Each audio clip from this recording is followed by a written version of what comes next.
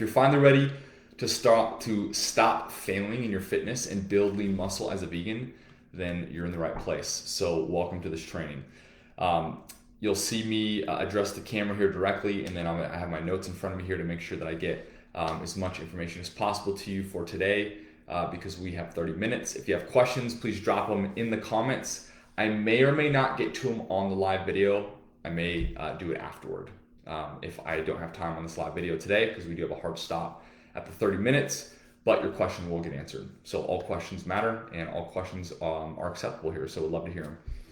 So as of today, I've personally worked with hundreds of vegans just like you, and if you're like the clients that I've helped, then you've probably been putting in a lot of effort with little to show for it. Like you're doing a lot of the right things, or you think you're doing a lot of the right things, but the results just aren't there. You're probably confused about what and how to eat to build muscle and shed fat. You might have a little bit of an idea, but if I asked you to teach me, it probably would be challenging for you, right? You've probably been accepting that the bigger version of you right now is just how it's going to be. Like it's just, you have to accept it. Or you've been trying multiple strategies, you've tried multiple programs, but they're either super complicated, they're not conducive to your lifestyle, or they're just way hard to follow, and then they never last. And this probably goes even a little bit deeper than that. Like it's deeper than just building muscle and getting fit.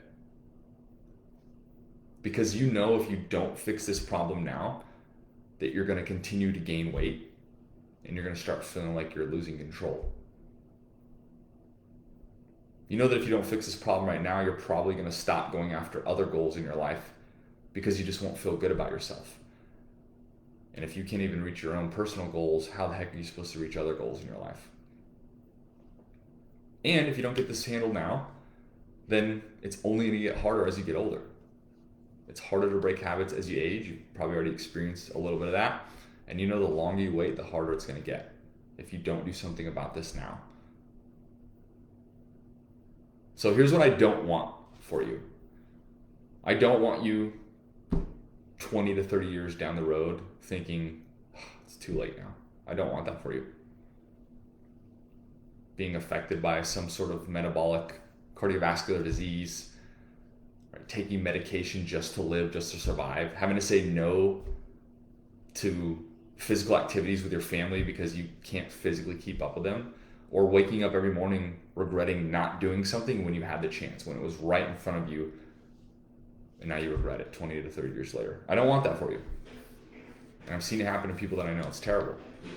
That's why the EVA method is so effective. Because let's be real, there's a lot of garbage out there.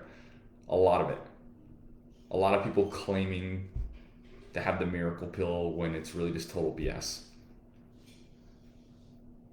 Right? So a little bit about my story, my background. When I first went vegan, I ate 100% whole food, plant-based, no oil, because that's what all the doctors and the bloggers said that's the best way to eat. And so naturally I followed it.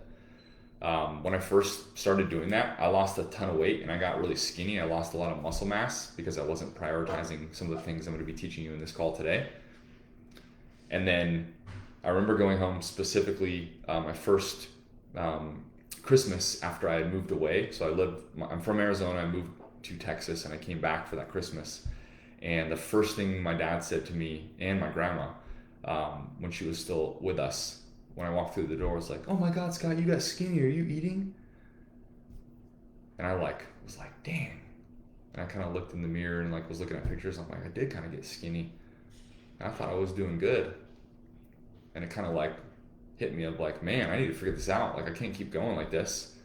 Because then when I started to kind of get real and other people comment, I'm like, damn, I did kind of get skinny a little bit. So then I went from being skinny to overcompensating, eating too much as a vegan, and then struggling with a very bad binging habit. My 100% whole food plant-based eating started to break down because I started to have other stressors in my life.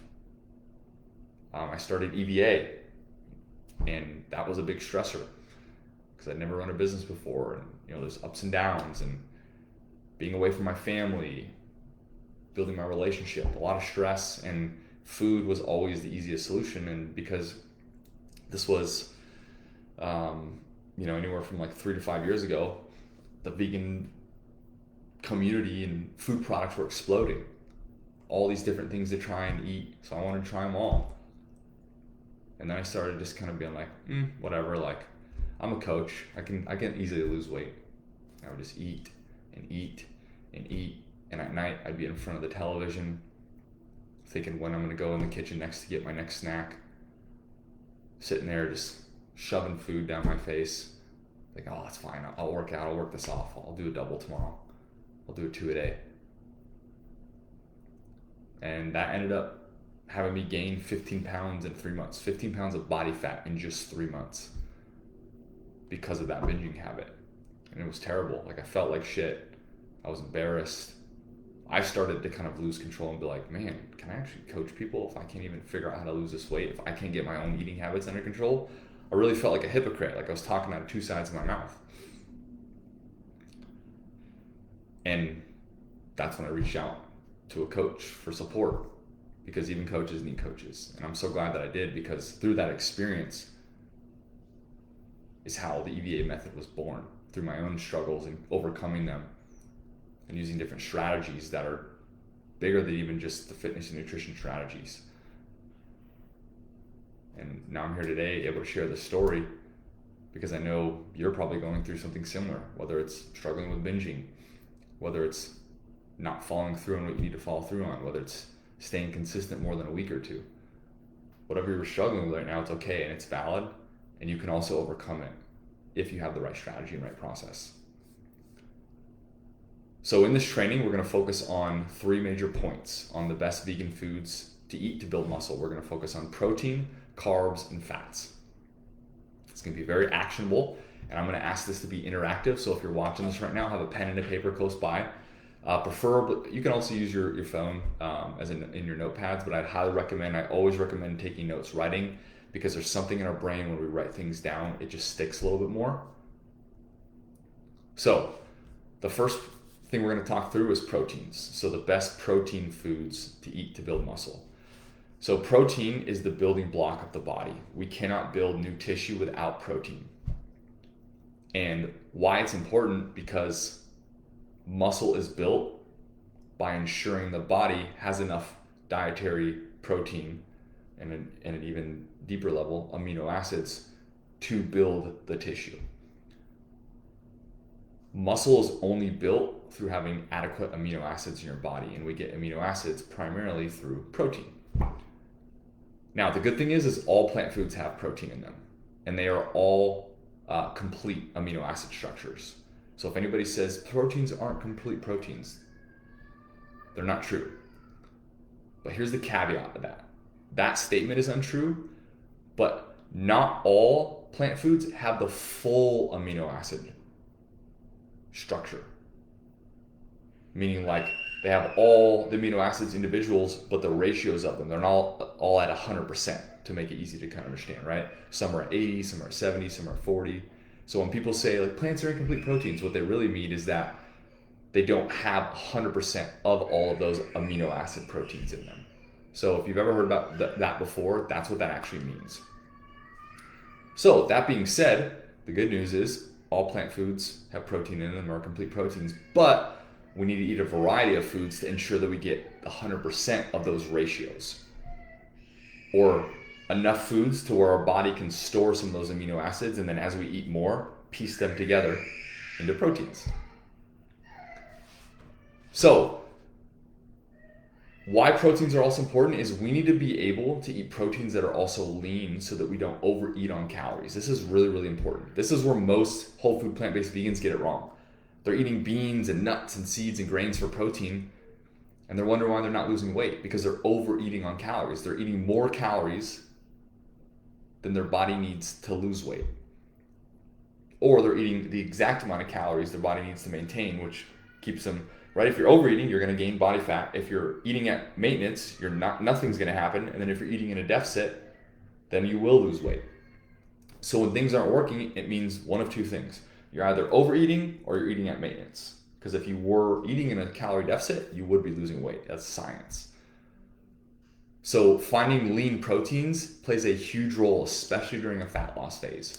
When you're in a strength phase and your calories are a little bit higher, they still play a huge role, but you have a little bit more flexibility with the foods you can eat. So here are the top protein foods that I'd recommend: seitan, tofu, tempeh, TVP, and some vegan mock meats. Why I say some is because not all of them are good. So to know if a vegan mock meat is a good protein option, it should have at least a 2-to-1 protein to fat ratio. Meaning for every 1 gram of fat, it should have at least 2 grams of protein. And I mean total fat. So if a food, for example, has 5 grams of fat and 10 grams of protein, that's good because it's double the amount. Conversely, if a food has 7 grams of fat and 7 grams of protein, I'm talking per serving on the nutrition facts, well, that's a 1-to-1 ratio, not one that we want to use as proteins. Doesn't mean you can't eat them, it's just we're not going to look at that as a protein food. Protein powder is always a great choice too because it's convenient, and a lot of times it has some of those amino acids that some other plant foods don't contain enough of. So really, really good choice there as well.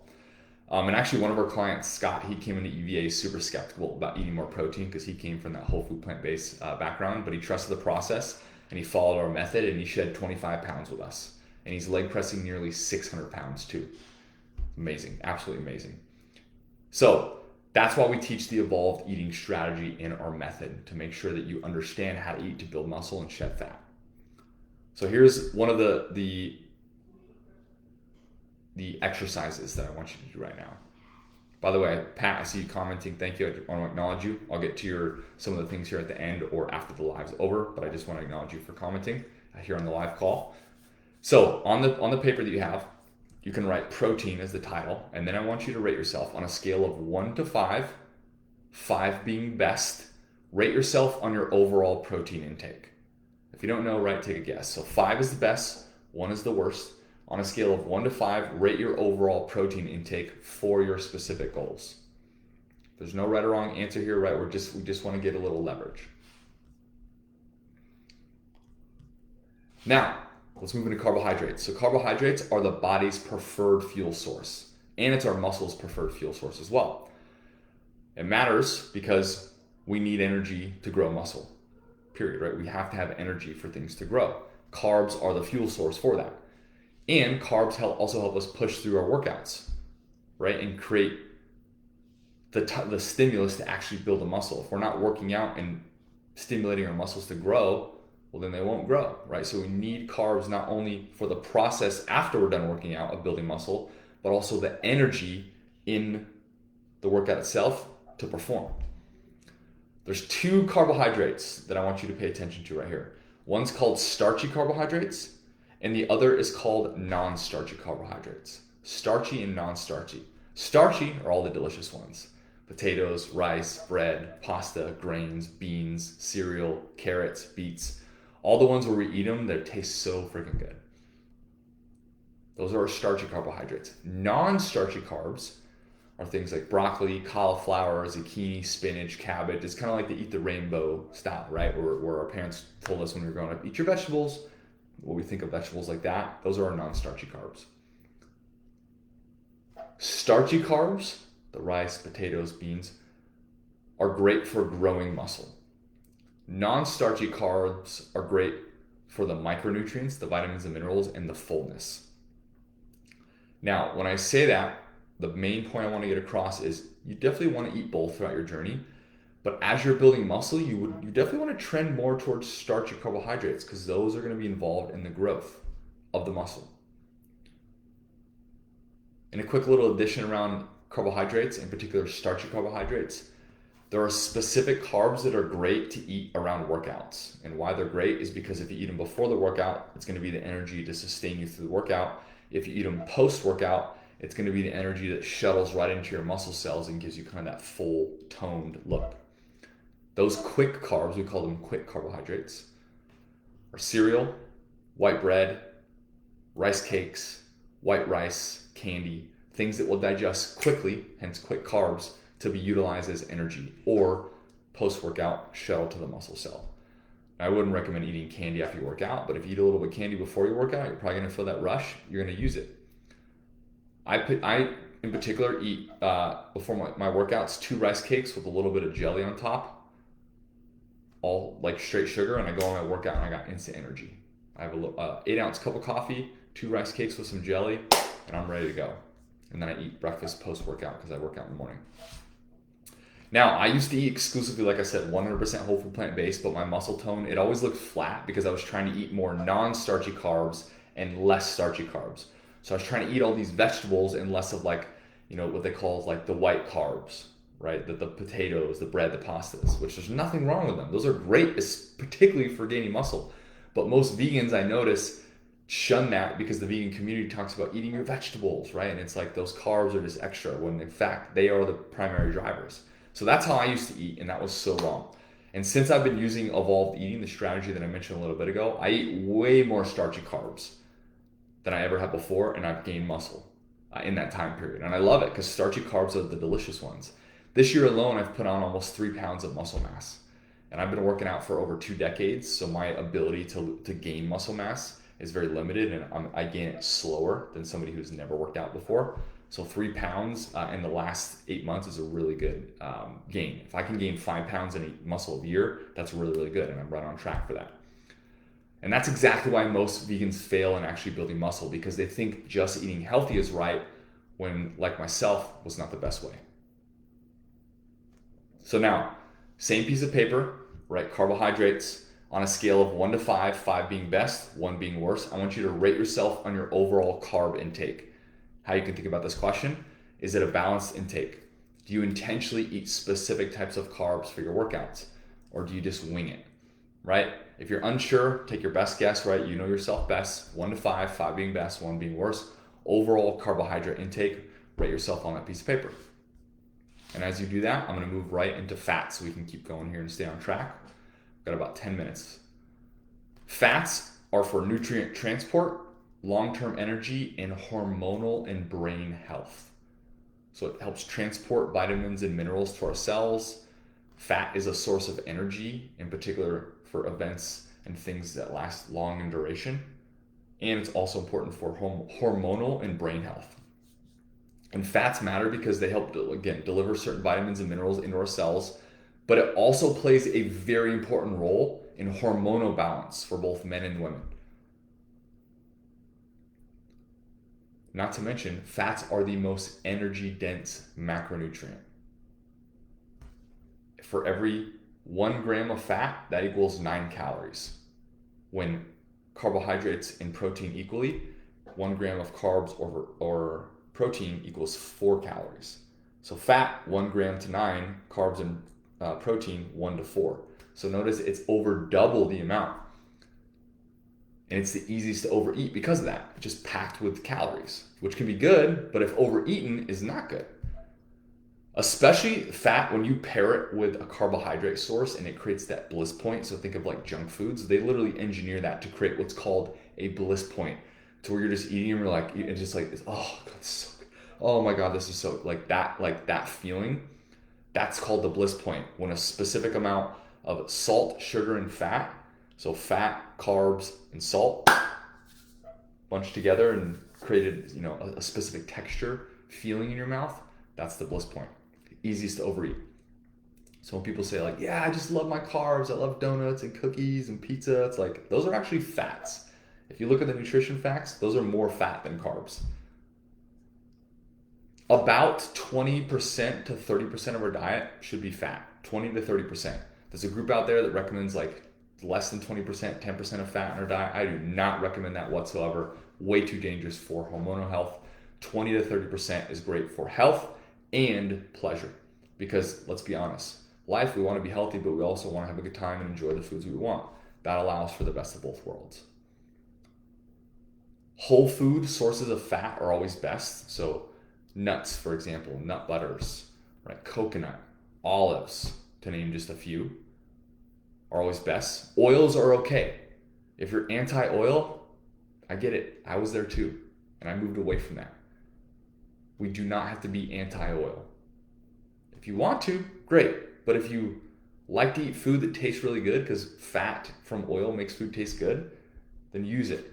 Just be mindful of it, right? Because oil can be sneaky. If you're just here and not measuring it, that's how the calories bump up. Or if you go out to restaurants when they load it with oil and you're not mindful of that, you can easily overeat. But if you're mindful around oil, you can use it very effectively to create some really good meals. Generally speaking, fats, you want to aim for about 10 to 20 grams per meal. If you're tracking your food, 10 to 20 grams per meal for fat. Some meals can be a little bit higher, right in the 20 range. It really depends on where your calories are at. So again, this is very general, but 10 to 20 grams is a good starting spot for amount of fat in a meal. And speaking of being scared of eating, so one of our clients, Tony, she came into EVA and she was a self-described junk food vegan. Any junk food vegans on this call? Tony came in and she wanted to move away from that. She still wanted to eat those foods, but do it in a way that supported her goals. So we taught her how to use the evolved eating model, and she ate significantly less fat because she was just loading up with fatty foods when she was eating junk food. So she ate significantly less fat, more protein and more carbs, which she was actually real surprised about the carbs, and dropped nearly 30 pounds with us. The best part of that is one of her big wins was actually weighing less than it said on her driver's license, which she had got, I think, a decade ago at that point, or near a decade ago. She's like, I never thought I'd be at this weight again ever. And she hit her driver's license weight. It was a great win for her. That's why we teach our macros made easy system within the EVA method, because it teaches our clients about the proper ratio of protein, carbs, and fats that they need to reach their health goals in a very personalized way. Last rating here as we conclude, scale of 1 to 5, 5 being best, 1 being worst. How would you rate yourself on your overall fat intake? Are you eating too much, too little, just right? Are you loading your food with oil, or you're not even measuring? Are you just snacking on nuts all day? Are you eating a bunch of nut butter based foods, eating a lot of coconut? When you make your oatmeal, do you just load it with flax seeds and chia seeds and no protein? Right? So 1 to 5 overall fat intake. Again, avocado is another fat source. Are you just like using a half of avocado, if not a full avocado, on your avocado toast? If so, I'd recommend tracking that and seeing how much fat that actually is, just FYI. Rate it. On your piece of paper, you're gonna write fat, rate it 1 to 5. Now you got 3 ratings. So if you've seen some of the testimonials on this page, you know that the transformation that you're looking to achieve is possible, right? People who were literally exactly where you're sitting right now have broken through their plateau and they've gotten results. So you'll see recently our interview that I had with Tara. She dropped 19 pounds in just 3 months with us. She's a pilot, so she's always traveling and eating out, and she was worried like if she'd ever be able to like figure out how to work this with her lifestyle. And she's now even more ripped than she was in that interview. It's amazing. And there's also Alex, you'll see in our group here. He's a dad who dropped 28 pounds in 6 months. Incredible. And during his time with EVA, he worked 2 jobs. And he said in his own word, while that time, he said in his own words, EVA is the only program that ever worked for me. So, we've got a ton of testimonials on this page. And my team has set aside a few hours on our calendars this week for free one-on-one strategy sessions. And here's what we're gonna do together on that call. Number 1 is we're gonna get crystal clear on your goals and what you wanna reach in the next 4 to 6 months. Number 2 is we're gonna help you identify why you've been struggling to reach these goals on your own.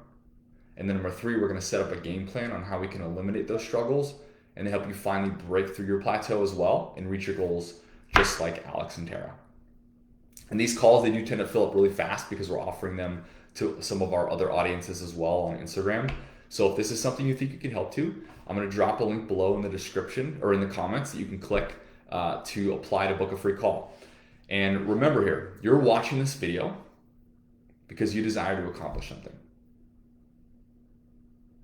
Something you've either made a little bit of progress with, or you want to make more progress because you've made nothing at all. You either made a little bit of progress and you want more, or you've tried and you've made no progress and you want help because you've tried on your own and it's not working. You watched this training because you wanted to know the best vegan foods to build muscle. And this training shows you exactly that. And so I'm also asking you right now to make a decision for yourself. It's time to step up and stop struggling in silence. What do you have to lose? On the flip side, here's what you have to gain. So you can tap or click the link below in the comments to apply for your free one-on-one strategy call with my team. What we'll do is my team and I will review your application, and if it's accepted, then we'll reach out to you on Facebook or IG, whatever you put on there as your primary communication channel. We'll ask you a few more questions, and we'll see how we can help. And if we can, then we'll schedule a quick call to create your game plan and go from there.